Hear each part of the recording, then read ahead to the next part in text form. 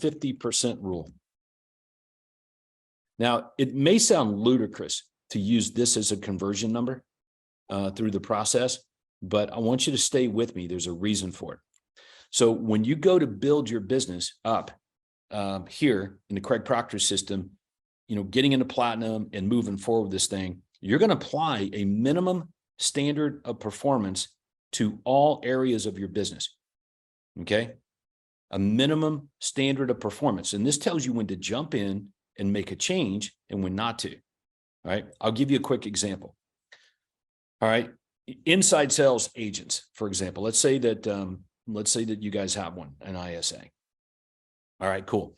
So how many appointments should the ISA be booking on a daily basis? Well, based on the model that we just looked at, you're going to pay this ISA around $3,000 because that's right in the handbook here, about $3,000 a month, and probably around 5% or more on each transaction.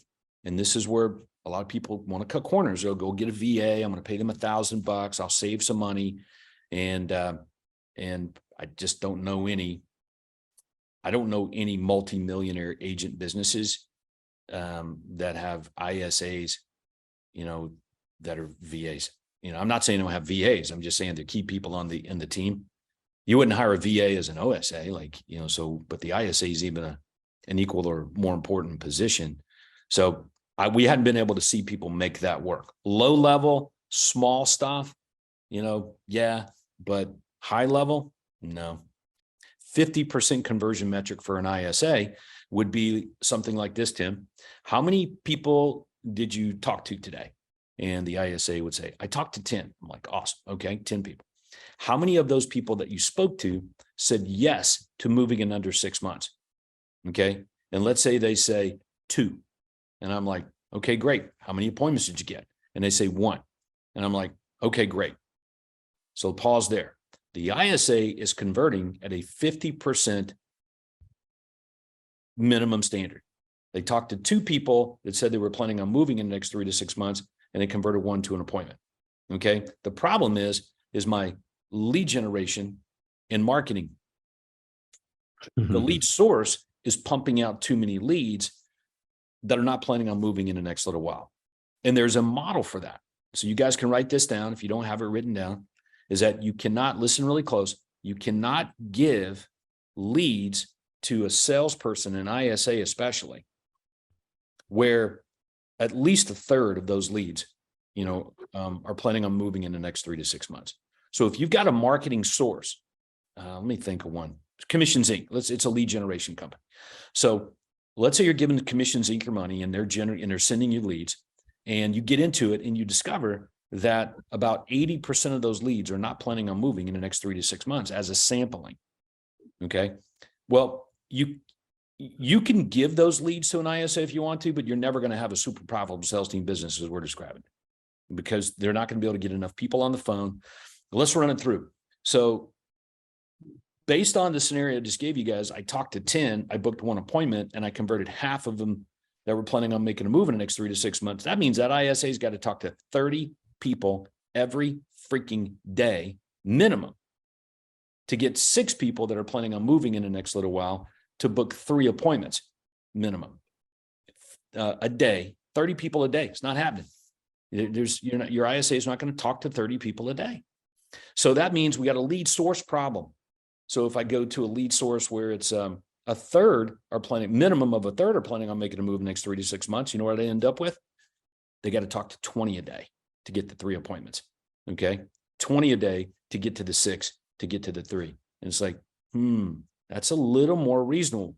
That's why I'm like, there's a minimum standard of performance for your lead generation systems. You cannot generate leads from a lead source where a third of them minimum aren't planning on making a move in the next 3 to 6 months. That's the cutoff. So if you're running 90-10, 80-20, anything under 1/3 that are planning on moving next little while, and you're giving those leads to people on your team, it's just a revolving door. It's churn. You're not going to be profitable. High levels of dysfunction. Don't do it. They're not leads yet. This is why Craig, right, Andrea, makes a big deal on the marketing clinics. He goes, when you generate those leads on Facebook, you're better off just sending them your presentation because they're not a lead yet. It's not that they're not going to answer the phone. If they did, you're going to find that the vast majority of them are not planning on making a move in the next little while. And so you're going to have to burn through a lot of leads to get it, and it doesn't work out financially. So that's why these numbers matter. All right. So we're going to use this 50% conversion metric throughout the whole pipeline, Tim. So stay with me. So that means 286 sales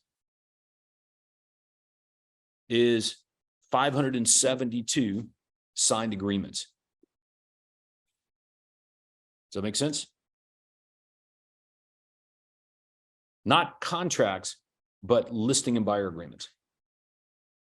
Okay. So 500, because if I got a buyer agreement signed, I got 2 buyer agreements signed, I sold 1. So I'm using a 50% minimum conversion. And everyone, Andrea, how many times have you seen me do this in the last 19 years? Quite a few, right? Yeah, quite a few.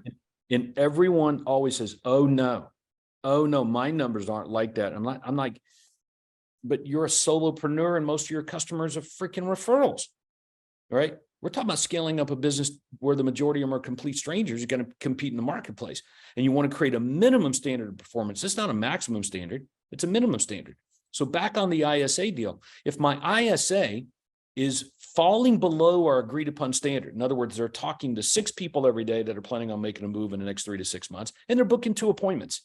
They're converting at a 33% conversion rate, but we've agreed on a minimum 50% conversion rate. So what do? I jump in. The ISA is the problem. They're training. It's wrong person, wrong seat. I don't know, but I got to jump in and fix that. And if I can't fix that, they got to go, right? Because everybody on this call, on this Zoom meeting, looking at me right now, I don't know if I should use the word everyone, but just about everyone could sit down right now, follow up the leads you have. And if you talk to 6 people that said they were planning on making a move in the next 3 to 6 months, in the next 2 to 3 hours, you would get at least half of those people converted to an appointment. You would. That's called a best practice, and you benchmark it. Okay.